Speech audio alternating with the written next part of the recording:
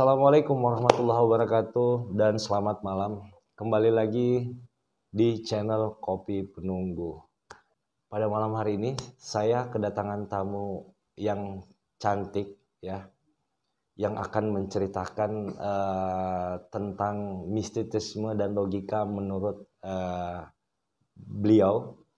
Oke, sebelum saya bercerita panjang dengan narasumber kita, alangkah baiknya kalian tekan tombol like, subscribe, komen, dan jangan lupa kalian masukkan ide-ide di kolom komentar channel Kopi Penunggu. Oke teman-teman, kita nggak perlu lama-lama ya. Kita langsung saja perkenalkan narasumber kita yang ada di samping saya. Halo Bu, selamat malam. Saya panggil Ibu atau Mbak nih? Mbak aja ya. Mbak aja ya, oke. Kalau bisa Mbaknya coba perkenalkan dulu namanya. Oke, selamat malam semuanya. Perkenalkan, nama saya Mona Lisa. Mona Lisa. Iya, Mona Lisa. Wow, nama yang sangat cantik ya. Terima kasih. Mona Lisa, kegiatan sehari-hari itu apa? Kegiatan sehari-harinya untuk saat ini, aku tuh lagi beraktivitas menyelesaikan studiku. Oh, jadi sementara kuliah ya? Sementara tapi kuliah. Sudah semester berapa sekarang? Sekarang sudah mau wisuda tapi masih tunggu waktu dari kampus kapan wisudanya. Sekarang ini sih lagi ngurus-ngurus buat wisuda. Wisuda ya, berarti bentar lagi dong ya selesai ya. Oke. Iya, doain aja supaya lancar. Jadi gini, Mona Lisa, saya panggil Mbak aja ya, Mbak Iya, Mona Mbak ya. Mona. Mbak Mona gini, jadi Mbak Mona saya undang ke sini itu buat bercerita ya. Kita bercerita santai aja nih ya. Iya, kita santai. bercerita santai. Jadi malam hari ini tema saya itu sama dengan video-video sebelumnya tentang mistisisme dan logika ya. Jadi gini, menurut Mbak Mona, mistisisme itu seperti apa, Mbak Mona? Boleh dijelaskan atau gimana? Kalau menurut aku mistisisme itu ya, kalau menurut aku pribadi hal-hal yang berkaitan dengan sesuatu yang gelap, yang gaib ya menurut aku. Terus berkaitan dengan sesuatu yang tidak kasat mata. Tidak kasat mata. Oke. Terus kalau mistisisme kita bawa ke logika, menurut Mbak Mona kayak gimana tuh? Kalau menurut aku sih dibawa ke logika ya. Mungkin buat orang-orang yang kurang percaya ya akan mistisisme ini, mungkin akan sulit menerima, dan ada juga yang bisa terima karena mereka sudah mengalaminya sendiri. Betul sekali. Oke. Jadi artinya nggak semua orang yang bisa pakai logika dengan hal mistisisme ini. Oke, baik. Oke, keren sekali ya jawabannya dari Mbak Mona ini ya tentang mistisisme ya. Kayaknya sudah berpengalaman tentang hal-hal mistis nih. Gini Mbak Mona, sebelumnya saya mau mengajak Mbak Mona bercerita. Mungkin Mbak Mona pernah mengalami tentang hal mistis dalam hidupnya. Atau pernah mau bercerita tentang kisah mistisnya di saat pertama kali kenal dengan mistis ini? Boleh? Boleh lah, oke. Mungkin silahkan lah. Biar teman-teman ya tahu gimana tuh. Jadi untuk mistisisme ini ya, aku tuh punya satu pengalaman yang nggak pernah aku lupain sampai sekarang ya. Oh, jadi ada pengalaman mistis ya? Iya, ada pengalamannya mistis. Aku nggak bisa lupain sampai sekarang. Tapi aku mau ceritain dulu pengalaman pertama aku. Pertama sekali? Iya, pertama aku kenal dengan dunia mistis. Dunia mistis, oke. Ya. Pada saat itu pertama kali nih kenal dengan mistis. Ini kejadian nyata ya? Iya, kejadian yang dialami yang aku alami sehingga sendiri. Bercerita sekarang nih. Iya. Oke. Waktu pertama kali aku kenal mistisisme itu sejak aku duduk di bangku SMA. SMA. Tahun berapa tuh kalau boleh tahu? Kalau nggak salah itu tahun 2013-2014. 2013-2014 berarti saya masih udah selesai kuliah sih kayaknya. Iya. Oke. Iya, jadi waktu itu ini pengalaman aku pribadi ya. Jadi waktu itu ada kegiatan, kita tuh kayak lagi praktek olahraga gitu kan. Terus ada lagi praktek disuruh roll depan. Roll depan. Iya. Ini kayak tahu nih, roll depan artinya ke depan ya. Iya, guling ke depan iya, ya. Iya. Oke. Itu kan kita ini di sekolah nih ceritanya. Iya, di sekolah. Kita lagi praktek penjas. Oke. Iya. Terus disuruh roll depan. Nah, pas sudah giliran aku roll depan, terus pada saat melakukan roll depan itu kayak waktunya itu kayak melambat gitu, tapi pas udah nyampe, udah kembali, udah tiduran, kayak ada sesuatu gitu yang terjadi. Tapi aku belum ini ya di situ. Mungkin karena aku baru dan belum terlalu bisa untuk roll depan ya pada saat itu. Iya. Terus selesai melakukan roll depan, selesai praktek, udah pulang ke rumah. Terus nggak lama ini pundak aku tuh terasa berat. Terasa berat ya? Terus terasa sakit. Mungkin karena kecapean kali. Ya, aku mikirnya juga gitu. Kecapean mungkin atau pada saat melakukan roll depan itu ada keseleo mungkin gitu ya kan. Tapi keseleonya itu nggak hilang-hilang, udah 3 hari berlalu, udah diurut, udah dipijat, udah pokoknya tukang urutnya itu ganti-ganti, tetap aja setiap kali tetap diurut, sakit. Iya tetap sakit. Okay. Terus setiap kali diurut, sakitnya kan di sini. Setiap kali diurut di sini, pindah lagi ke sini, pindah lagi ke sini, pindah-pindah gitu.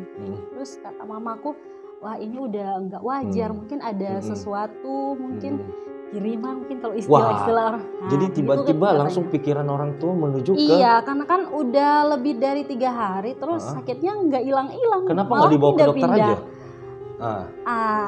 Sempat sih bawa ke dokter, cuma sama aja.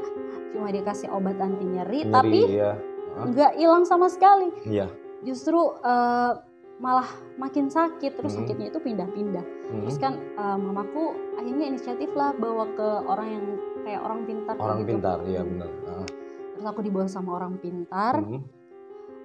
Terus sama orang pintar itu disuruh katanya sih dibuka mata batinnya. Dibuka mata batin. Iya, dibuka mata batinnya. Kok bisa langsung tiba-tiba disuruh buka mata batin kayak gitu? Iya, aku kan. Gimana ceritanya? Aku kan cerita dulu. Ini sampai jadi begini karena kenapa? Terus dia bilang duduk, coba mata batinmu. Mata batin dibuka. Mata batin dibuka. Terus udah buka mata batin disuruh tutup. Tar dulu. Sebelum kau lanjutkan cerita, proses buka mata batinnya itu kayak gimana? Katanya sih buka mata batin. Nah, terus yang disuruh lakuin sama aku tuh disuruh tutup. Ini sebelum terbuka nih ya? Iya. Matanya disuruh tutup. Terus aku nggak tahu apa yang dikasih di tangan aku itu. Cuma rasanya kayak ada batu atau apa aku nggak tahu di jari kelingking. Terus ditekan kuat. Terus katanya istighfar dalam hati ya. Iya. Terus setelah itu tiba-tiba aku lagi menutup mata kayak gini, kejadian yang aku roll depan itu tiba-tiba terlintas gitu. Aku lihat aku lagi roll depan, terus kayak ada yang lewat di depan pintu. Jadi kan, kembali lagi ke cerita pada saat itu kamu roll depan itu ya? Iya, jadi aku lihat aku yang lagi roll depan.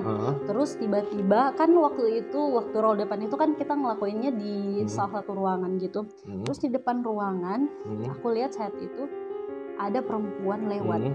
Aku lihat ada perempuan lewat, rambutnya panjang. Terus dia nggak natap ke aku. Dia natapnya, rambutnya kan panjang, terus menutupi wajahnya nih kayak gini, panjang banget pokoknya rambutnya. Terus dia lihat ke arah aku yang lagi roll depan itu, hanya setengah wajahnya aja. Dia lihat kayak gitu, pas aku lagi roll depan. Dia posisinya lagi berdiri atau duduk? Dia berdiri. Perempuan? Iya perempuan. Terus dia kayak lewat di depan pintu gitu, terus natapin aku yang lagi roll depan. Terus setelah dari situ aku keluar, dia langsung ini apa sih namanya? Rangkul gitu juga. Iya, rangkul gitu. Aku lihat itu. aku menjamin mata, aku lihat dia lagi ngerangkul aku selama beberapa hari itu. Terus aku baru ngeh kalau efeknya itu aku sering makan. Kalau makan sering cepat lapar, terus cepat ngantuk. Terus kata yang waktu itu ngobatin aku, katanya itu memang efeknya. Katanya dia menyerap energi aku. Jadi selama kamu pada saat itu olahraga, ternyata dia itu sudah nempel di badan kamu. Iya, setelah olahraga dia langsung nempel. Dan kamu bawa selama 3 hari. Iya, aku bawa selama 3 hari, pantesan aja. Tapi nggak sadar ya bahwa dia nempel ya? Nggak sadar, kan aku nggak tahu sama sekali kan. Tahunya setelah dikasih tahu, setelah katanya dibuka batunya itu. Terus setelah itu udah aku tuh kayak dikasih tumbuh-tumbuhan gitu. Katanya kalau orang-orang kalau bilang daun mayana. Iya benar juga sih, daun mayana. Terus disuruh parut, terus dioleskan di pundak-pundak ini yang sakit. Terus dari situ alhamdulillah udah. Nah terus ada satu momen itu kan, kejadian itu pas aku lagi kelas 1 SMA. Kelas 1 SMA. Udah kelas 2 SMA kan. Kan setiap sekolah itu pasti. Bentar dulu, sembuhnya nggak cerita nih? Iya. Kok langsung di kelas 2 SMA? Cerita dulu kesembuhannya. Itu habis dikasih daun mayana, udah dua hari udah sembuh. Langsung sembuh. Jadi nggak terasa lagi nih badan berat? Nggak terasa lagi, udah kembali seperti biasa aja. Terus dan sosok perempuan yang lengket itu udah nggak ada lagi? Iya, udah nggak ada lagi. Ini ada lanjutan ceritanya nih. Terus yang perempuan itu udah nih, aku udah naik kelas 2 SMA, tiba-tiba ada suatu kejadian di mana di sekolah itu kan ada kamar mandi yang nggak dipakai, terus dibuka lagi untuk dipakai lagi. Nah, dipakai lagi. Nah, tiba-tiba pada saat itu momen upacara hari Senin ya di sekolah. Satu orang yang kesirupan, pokoknya yang langganan kesurupan itu langsung semuanya roboh. Terus yang anehnya pas mereka kesurupan, mereka mau ketemu sama aku. Katanya yang kesurupan itu adalah perempuan yang waktu itu yang jadi kelanjutan cerita yang kemarin pertama kamu ini ya. Wow. Katanya perempuan yang apa sih namanya itu di belakang aku yang jadi kemarin. Jadi dia sempat masuki teman-teman yang ada di sekolah. Iya, terus yang kerasukan itu datang ke aku, katanya rindu. Terus aku bilang, apa sih kan? Aku kan katanya rindu. Dia bilang, aku yang kemarin, aku yang kemarin datang ke kamu. Terus aku baru ngeh karena ini pasti perempuan yang kemarin nih. Terus udah kan katanya, kan ada di situ guru sekolah aku katanya jangan percaya karena setan jin iblis itu bisa bohong, bisa menipu. Ya benar. Jadi kamu jangan asal percaya. Iya aku iyain aja. Terus setelah itu udah nggak ada lagi karena udah dibersihin di sekolah, jadi udah nggak ada lagi kayak gitu kejadian seperti itu. Nah terus bentar dulu, saya potong dulu. Dari kisahmu yang tadi, kamu pernah nggak bercerita sama orang yang artinya teman yang nggak pernah mengalami hal gaib? Pernah nggak? Pernah aku cerita. Dia percaya nggak apa yang kamu cerita? Katanya kamu jangan percaya, itu bohong. Itu bohong pasti. Aku pernah cerita, tapi aku katanya tidak mungkin. Itu katanya yang waktu itu sakit ini kamu keseleo kan? Kamu keseleo itu mana mungkin ada setan yang mau nempel. Buktinya kan kita nggak lihat, benar. Kita nggak lihat. Nah itu dia yang memakai logika. Jadi kalau mistis, cerita kamu tadi itu kan mistis. Jadi kalau kita bercerita dengan teman yang nggak percaya hal itu, dia memakai logika, itu kayaknya nggak nyambung ya. Mereka pikir kita ini ceritanya omong kosong dan hanya cari-cari perhatian gitu. Ya betul sekali sih. Oke, kita lanjut lagi terus. Terus aku mau ceritain nih pengalaman aku yang gak bakalan aku lupain. Ini pengalaman serem atau gimana? Pengalaman serem. Paling serem ya? Iya, paling serem menurut aku karena dari cerita yang aku ceritain tadi kan aku nggak ngerasain sama sekali, nggak ngerasain kayak diganggu yang sampai takut banget gitu. Iya, benar, aku kan hanya diganggu cuma dikasih rasa sakit aja, tapi nggak diganggu secara maksudnya cara membunuh mental gitu enggak kan. Enggak, ya, nah aku punya pengalaman yang nggak bakalan aku lupain sama sekali. Waktu itu aku lagi sama teman-teman, kita itu lagi ikut lomba di luar kota. Di Jakarta waktu itu kita lagi ikut lomba paduan suara. Nah pada waktu itu kita dari bandara mau ke apartemen yang mau kita tinggali, salah satu apartemen yang ada di Jakarta. Terus pas sampai sebelumnya kan kita kan nggak ini dulu kan, nggak apa ya namanya, nggak ngeh dulu ya ini apartemen yang kita tinggali. Kita tempat ini apartemen, sebenarnya apartemen yang menakutkan gitu ya. Apartemen yang kisah mistis itu. Kita kan nggak tahu kan itu apartemen yang gimana. Terus pas kita datang pertama kali setelah kita kejadian mistis, ternyata pas kita pertama kali nyampe di tempat itu, kita kan ada ketua rombongannya. Ketua rombongannya lagi check in. Kita di bus dulu. Terus kita di bus itu kan tepat di depan apartemennya. Terus di depan apartemennya itu kayak ada mallnya gitu kan. Tapi di depan apartemennya itu, di depan mallnya itu ada pohon yang tinggi banget. Pohon yang besar banget. Pohonnya tuh nggak cuma satu, ada 3 pohon kalau nggak salah. Terus kita kan nyampenya sorean gitu ya. Pas lagi duduk di bus, lihat pohon sama langit, kok kayak dalam hati tuh kayak nonton lagi syuting film horor. Suasananya itu memang mencekam gitu. Karena adanya pohon yang besar itu. Iya, mencekam banget. Sangat-sangat mencekam.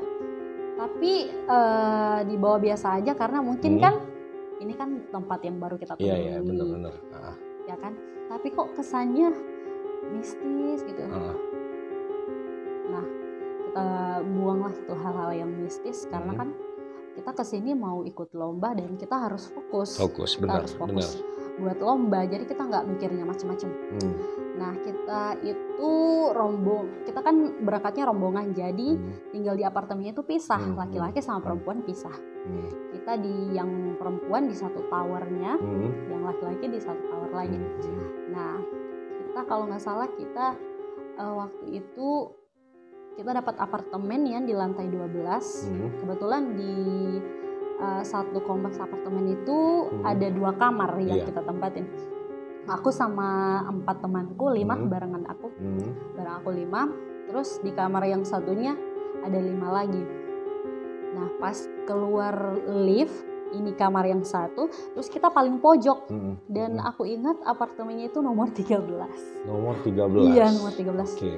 Nah pertama kan kita nggak ngeh, cuman suasananya mistisnya itu benar-benar terasa gitu. Di apartemen ini? Iya, di apartemennya itu suasana mistisnya benar-benar terasa. Tapi kan kita nggak bawa terlalu takut karena kan kita mau fokus lomba dan kita nggak mau mikirin macam-macam. Terus setelah itu hari pertama kita nginep di situ, aku sama 4 temanku.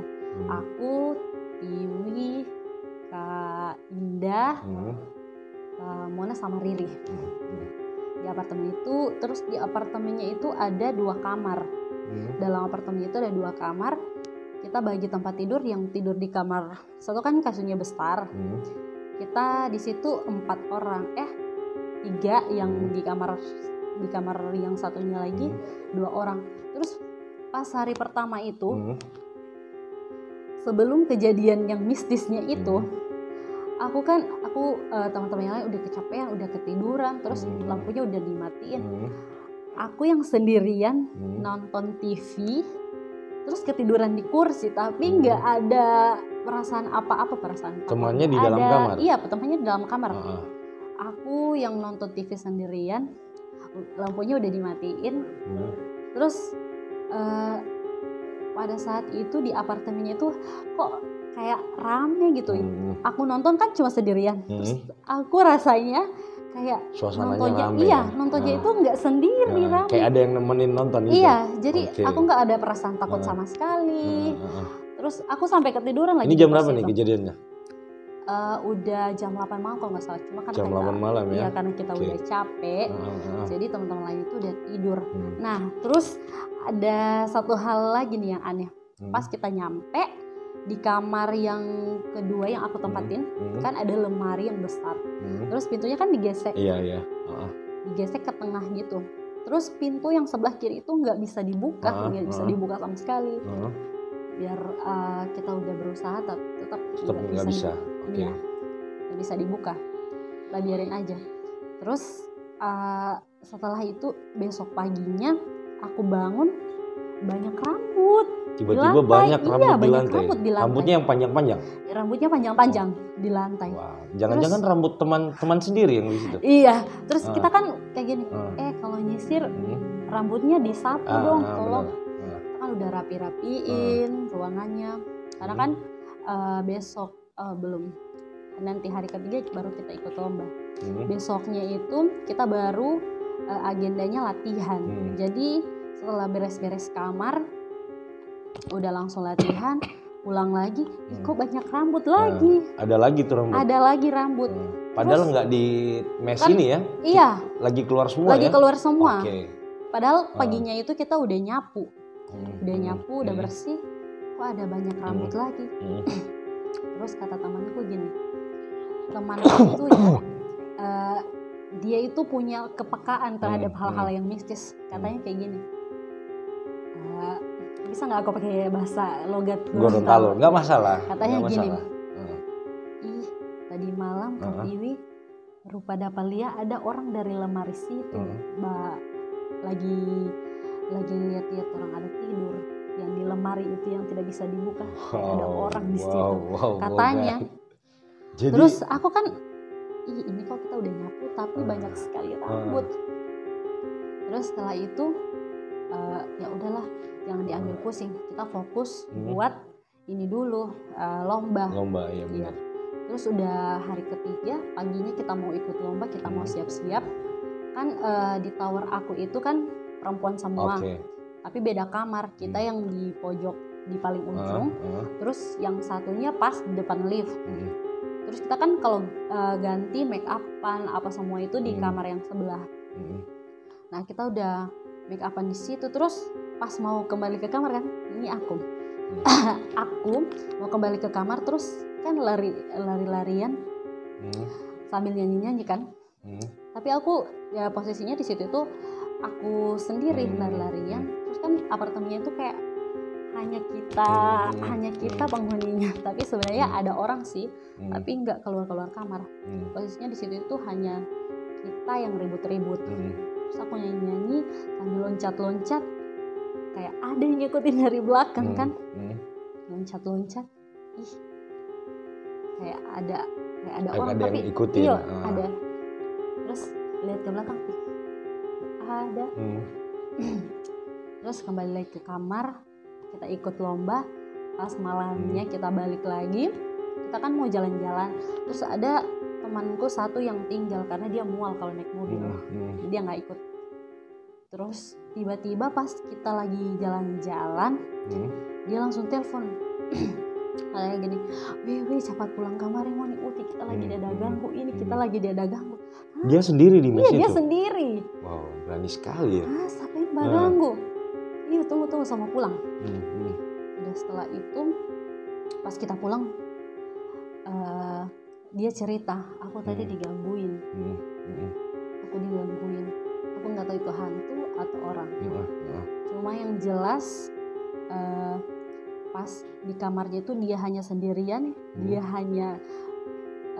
Dia takut karena kayak ada orang gedor-gedor pintu gitu. Kayak ada yang ngetok-ngetok pintu gitu ya. Pintu kenceng banget. Terus katanya, ya Allah kalau memang ini udah nasibnya mati di sini, dia udah ikhlas gitu. Katanya dia. Terus setelah itu kan kita tuh rada susah nerima ya. Terus dari setelah kejadian itu dia digangguin. Ada yang nggak percaya? Iya, ada yang nggak percaya. Masa sih. Perasaan kita aman-aman aja. Terus setelah itu pas kita udah kembali ke kamar masing-masing, temanku yang peka itu bilang, ih, kayaknya betul yang dia bilang, karena tadi aku lagi lihat, aku dengar ada orang ketuk-ketuk dinding. Sama dengan yang kejadian yang ada orang yang cerita kemarin. Iya, ada orang ketuk-ketuk dinding kayak gini. Ketuk juga ya? Iya. Terus kayak ada suara yang kayak gini. Wow, ini horor nih guys, horor nih. Itu sumpah. Pas malam ketiga itu merinding. Tapi nggak ada yang pernah lihat sosoknya? Nggak ada? Nggak ada yang pernah lihat sosoknya. Cuma kayak ngerasain, ngedengerin. Kayak ada yang gitu. Tapi belum ada yang lihat sosoknya. Belum ada yang lihat sosoknya. Terus yang peka di kamar itu hanya aku sama temanku. Pas kita lagi mandi, tiba-tiba ada lagi yang ngetok. Ketok pintu itu lagi? Enggak, ngetok jendela. Dinding. Ngetok dinding. Suaranya gini. Terus kayak ada suara. Gitu lagi? Iya, gitu lagi. Itu emang, tapi kita ambil positifnya, mungkin orang sebelah kali ya. Mungkin. Karena memang di sebelah itu ada orang. Kita nggak tahu itu ada orang atau enggak. Cuma kan yang kita orang kali di sebelah. Ambil positifnya aja. Terus pas hari keempat kita mau. Sabar dulu, gue sambil ngopi dulu ya. Kita minum dulu. Iya. Oke, lanjut. Oke, jadi udah hari keempat, paginya kita jalan, teman kita udah ikut. Pas kita balik kan sorean jam 4 gitu, kira-kira kita udah nyampe ya. Kita udah nyampe jam 4. Terus menjelang maghrib pada saat kita lagi kumpul di satu kamar. Kita lagi kumpul di satu kamar. Terus kita lagi cerita-cerita. Kalian nggak denger kalau ada yang ketok-ketok dinding? Iya sih ada, cuman kita tidak ambil pusing. Kita tidak ambil pusing.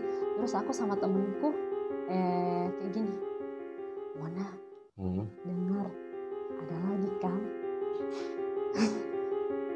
Itu pada saat kita lagi cerita-cerita. Iya ada. Iya ada.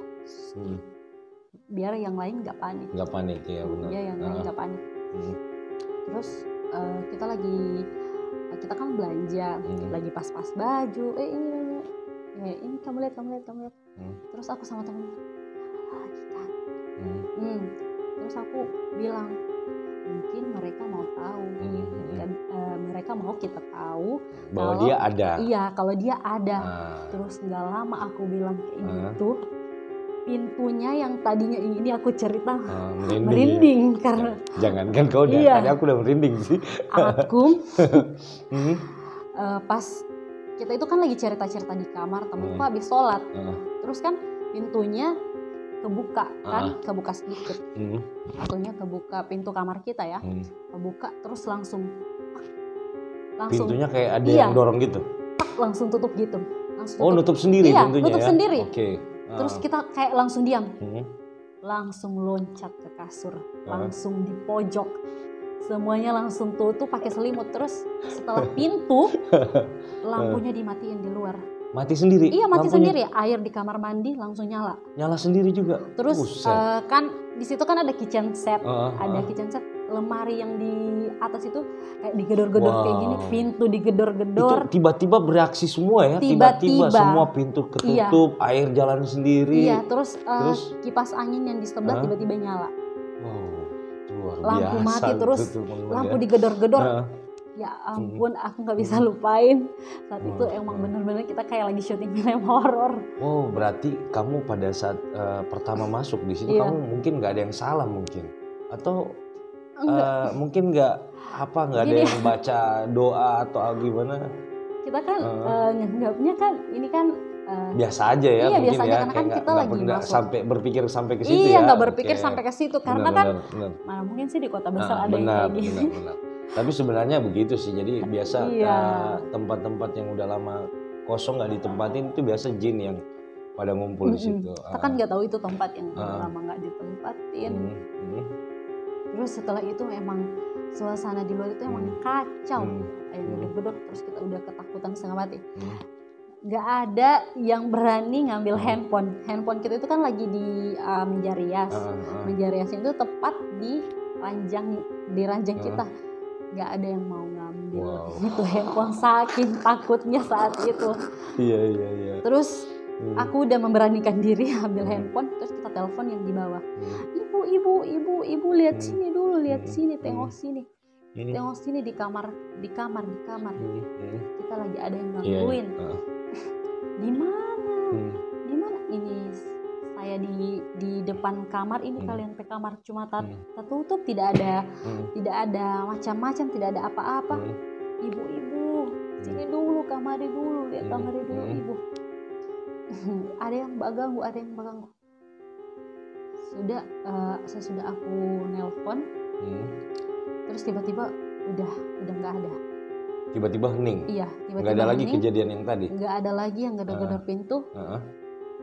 Terus pada saat itu yang bereaksi kuat itu, semakin kita kan di situ langsung spontan ya. Ya Allah, udah bacain surat-surat pendek. Iya. Ini udah panik kan? Iya, udah panik. Lebih semakin kita doa, semakin kita baca doa, semakin kuat. Semakin kuat gedoran pintunya. Berarti jinnya itu kuat itu. Kuat. Terus udah kan, yang semua yang lain udah naik ke atas, terus udah ke kamar kita. Terus kita kan nggak berani sebelum ada mereka. Terus udah ada yang panggil, Bibi, Indah, Kak Frankie ini. Udah masuk. Sendiri, Frankie ini sendiri datangnya? Iya, datangnya sama teman-teman yang lain. Teman-teman, oke. Mereka udah datang. Tiba-tiba di luar sepatu yang kita atur udah berantakan, mejanya udah berantakan, handuknya udah berantakan, kamar mandinya udah kebuka, airnya masih kebuka juga, pintu lemarinya juga kebuka, pokoknya udah kacau banget di luar. Terus kata temanku gini, ya lagi-lagi ada teman yang hanya pakai logika aja nih, katanya begini, orang setahu. Terus iya. Aku sama temanku yang pakai itu, mana orang ini yang begini, mana ada orang yang mau naik di lantai 12. Mana ada orang mau naik di lantai 12, coba. Tapi jangan-jangan benar-benar orang itu. Enggak ada jejak sama sekali kalau nggak orang. ada jejak kaki. Pintu kita itu tertutup. Enggak ada orang sama sekali. Masa kalau misalnya ya, ini orang, kita itu lagi cerita-cerita. Masa sih pintunya nggak ada orang tiba-tiba ketutup rapat? Itu kan nggak mungkin. Iya. Terus habis itu kita udah dipindahin ke apartemen yang lain. Tapi begini, sebelum waktu masuk di situ, yang punya apartemen atau yang jaga apartemen itu nggak menceritakan hal? Nggak ada. Sebelumnya hal-hal mistis sebelumnya? Nggak ada. Oh, nggak ada. Nggak ada yang bilang, nggak ada. Atau tetangga-tetangga dekat situ yang bercerita nggak ada? Nggak ada. Terus pas lagi rame-ramenya di kamar itu, kan teman-teman yang lain, teman-teman cowok lagi meriksa, lagi lihat-lihat, lagi memeriksa semuanya. Kan ada yang bilang orang kan, orang yang ganggu, bukan makhluk halus ya. Iya. Terus lagi lihat ke bawah, lihat siapa tahu kan orangnya belum pergi. Benar. Nggak ada. Terus tiba-tiba lemari yang tadi nggak bisa dibuka. Bisa dibuka lagi. Iya, bisa dibuka. Wow, sangat serem nih ceritanya. Iya. Aku aja dengarnya ya Allah. Benar. Serem. Iya. Terus kita udah dipindahin ke tower yang satu. Kita udah pergi sama-sama, kita udah bawa barang-barang, pindah dari situ. Kita pindahnya ke apartemen yang cowok ya. Tapi sama tetap di apartemen situ juga. Di tapi tower yang berbeda. Beda tower aja ya. Beda tower. Oke. Terus kita udah pindah di situ. Kita tuh pindah di apartemen kalau nggak salah itu di lantai 6. Kita kan tadinya di lantai 12. Kita tadi sekarang pindah di lantai 6. Terus tiba-tiba di depan itu lantai 6 di jendelanya. Iya. Kita lihat pohon yang tadi, pohon yang di depan. Pohon yang angker itu. Iya, pohon di situ. Terus kata temanku, sama aja ada yang nyanda. Terus temanku yang peka itu kan dia nggak tahan, nggak kuat fisik kan, jadi dia jatuh sakit. Terus katanya kayak gini, kamu dengar suara bayi nggak? Ada lagi suara? Ada lagi. Wow. Suara bayi nangis, emang ada. Iya. Terus kita bilang mungkin bayi yang di sebelah kali. Sebelah. Ya, jangan-jangan ada anak bayi di terus sebelah. Terus kita coba tanya nih sama teman. Ini dengar suara bayi? Udah. Orang dari tadi sini. Terus aku sama temanku udah lihat-lihatan. Bener kan suara bayi. Ini malam hari nih, jam berapa nih kejadian? Enggak, itu udah menjelang maghrib. Setelah kejadian. Menjelang maghrib ya? Iya, setelah kejadian. Dia kan udah jatuh sakit, udah demam. Terus dia bilang, suara bayi lagi. Ulah istighfar, banyak istighfar. Terus di situ di kamar kita itu cewek-cewek udah ngumpul semua di situ. Gak ada lagi yang di satu-satuin kamar. Ya. Terus setelah itu kita udah benar-benar ini dari apartemen itu kita udah pindah. Kita udah pindah ke hotel. Oh, lagi dari apartemen pindah ke hotel lagi nih? Iya, pindah ke hotel biar besoknya kita pulang. Kita udah pindah ke hotel. Terus ada teman aku cerita, dia bilang kayak gini, bukan hanya Moni. Ternyata dia juga alami. Iya, mereka juga alami di apartemen itu. Terus kita tanyakan, kira-kira kalian diganggu apa? Dia bilang kayak gini, lemari yang tiba-tiba kebuka, yang tiba-tiba ketutup sendiri. Terus botol air minum ya, botol air minum gitu, botol plastik, tiba-tiba kayak ada yang remes. Iya. Kayak ngeremes botolnya. Iya. Terus mereka yang cerita-cerita. Berarti termasuk hebat jin-jin di situ tuh. Luar biasa sih. Karena dia sudah bisa gerakin benda kan? Iya. Emang ya udah luar biasa. Aku yang berlima aja ketakutan luar biasa, apalagi temanku yang waktu itu yang ditinggalin sendiri. Benar.